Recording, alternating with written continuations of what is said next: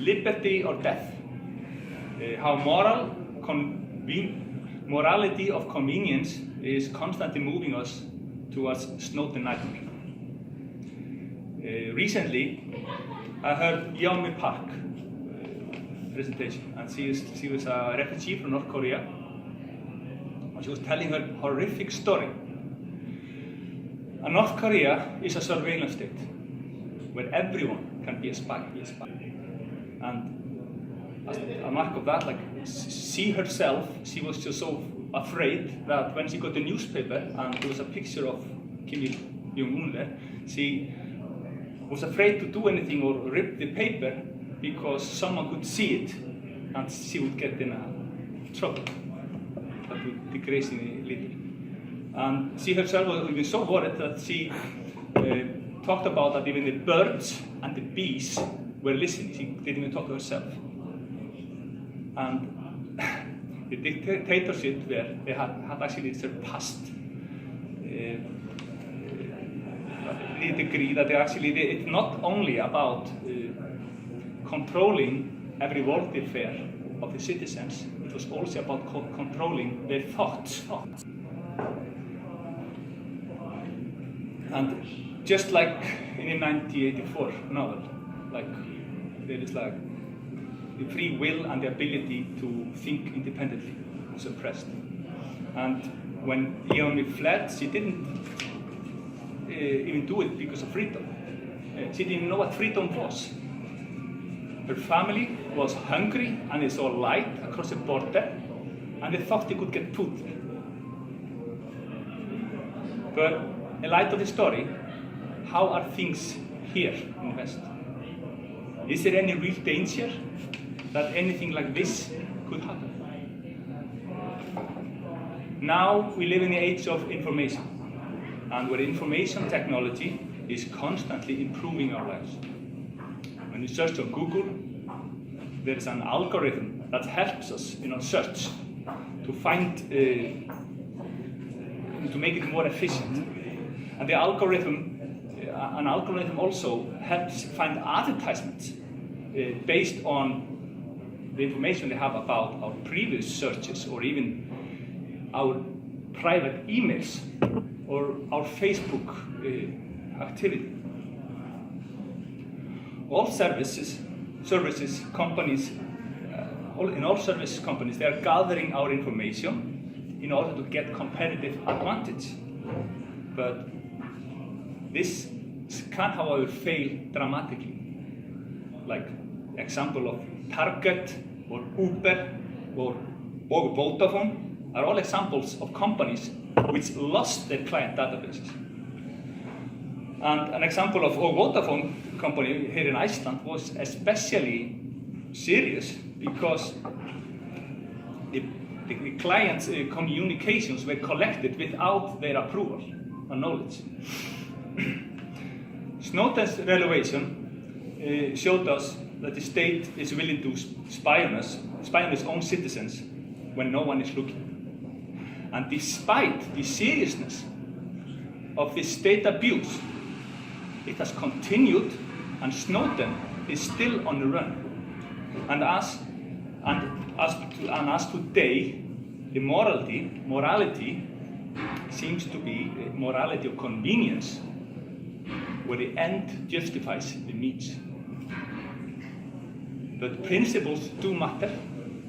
Most people would be likely outraged if the Icelandic police decided one day, now we're going to fight against drugs, we're going to have a house search every apartment downtown Reykjavik. But when the independent party, when the government decided to buy stolen account information of hundreds of Icelanders in searching for tax fraud without any proper cause, no one said anything. And this was done by the Icelandic Independent Party was responsible for this. And the Pirate Party celebrated. And how can two parties, which often brag about being for the freedom of the individuals, personal matters show so little restraint. The witch hunt, groupthink mentality has simply turned out to be stronger than principled moral stand. But now, as an example has been set, any stolen information can be used to gather criminalizing evidence without proper cause. And just take a look at this smartphone. You know, it can record everything I say, and it can actually track wherever I go. Well, someone could sell some information to the government. I could get like a lot of speeding tickets or hate speech or something when I'm just talking to myself. The new social media has also affected news, and the competition has hardened, creating controversy in order to get attention is everything. Commonly people with like a strong vested interest are introduced as an impartial specialist, and fake news are rarely corrected, only just in some hidden token correction, if anything. Emotions normally outweigh facts in a media market where a boy that cried wolf is constantly being rewarded. The difference between propaganda and news is getting blurry, and the news outlets are now just like more like tools to shape people's opinions until the next election. The political powers of the press is immense, and here in Iceland, a politician suggested to go public, to cut public spending to RÚV, the national media, can almost be guaranteed a smear campaign by the same media funded by taxpayers.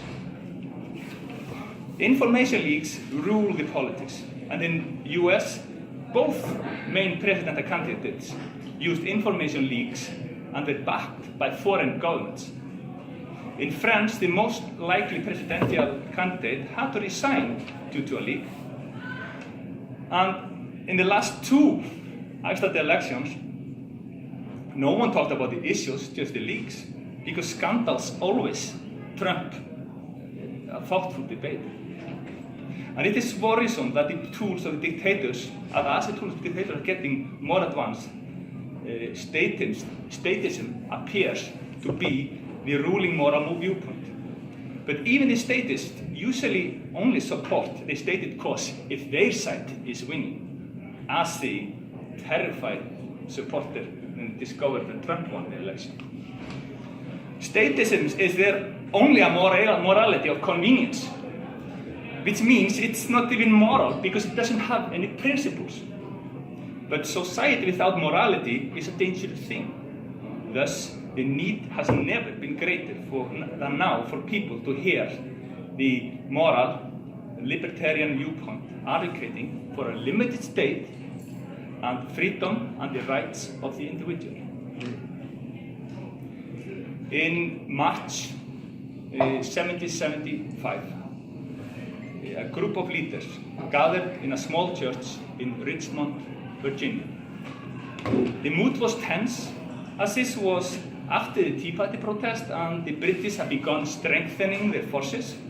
And many in the group wanted to wait until the king replied to the just demand, while others just wanted to start preparing for the worst. When Patrick Henry stood up and gave one of history's most important speeches. In this speech, he first pointed out that experience showed that the powerful state could never be trusted, and if people waited too long for the king's response, any resistance might be hopeless. The speech ended with the greatest freedom slogans of all times, when Patrick Henry said, "Give me liberty or give me death." This slogan became the war cry that a month later sparkled the American Revolution, leading to the foundation of the freest country the world has ever seen. What we need today is exactly this kind of change in mentality, an ideological revolution where it is recognized that the rights of the individuals have to be an absolute, and the power of the state to violate these rights must be abolished. The longer you wait, the more powerful the state gets, and the more thinned out our rights will be. And with that, the tools we have to fight the fight.